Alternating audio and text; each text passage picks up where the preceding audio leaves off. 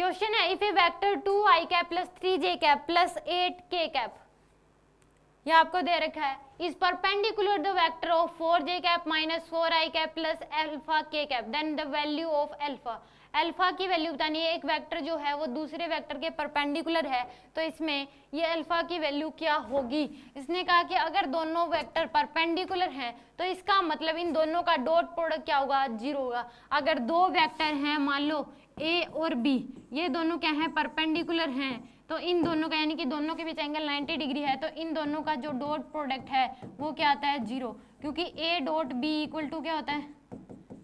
A B cos theta और कोस 90 degree cos theta, कोस 90 क्या होता है, 0। तो दो वेक्टर अगर एक दूसरे के परपेंडिकुलर हैं तो उनका डॉट प्रोडक्ट क्या होता है, 0। तो इन दोनों का अगर हम डॉट प्रोडक्ट कर दें और इक्वल टू क्या कर दो, 0, तो वहां से आपके पास अल्फा की वैल्यू आ जाएगी। तो इस केस में आपको एक वेक्टर दे रखा है ए,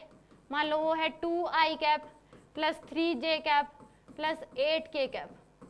और बी वेक्टर आपको दे रखा है 4j कैप माइनस का 4i cap plus alpha k cap. यहाँ पे इसको आप ऐसे लिख लो, 4i कैप माइनस का 4i कैप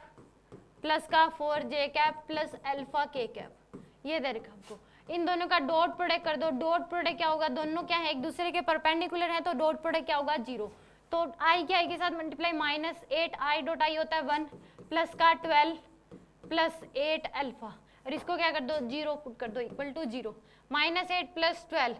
या जाएगा आपके पास प्लस का 4 प्लस 8 अल्फा, जाएगा माइनस का 4, 4 को इधर ले गो, माइनस का 4 इक्वल टू 8 अल्फा, अल्फा की वैल्यू आ जाएगी -4 डिवाइड बाई 8 यानी कि -1/2, अल्फा की वैल्यू आ गई आपके पास -1/2। C option is correct option.